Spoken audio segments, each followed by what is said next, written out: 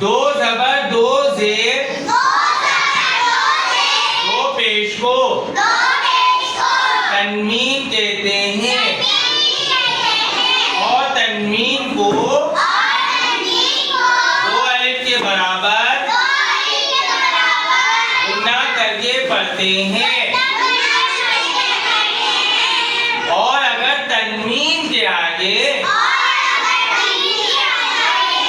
حلقی کے 6 حرفوں میں سے حمزہ ہا عین ہا غین خا میں سے کوئی حرف تنوین کے آگے آ جائے. اسی طرح لام یا را آ جائے تو تنوین کو بغیر گناہ کرے پڑھتے ہیں.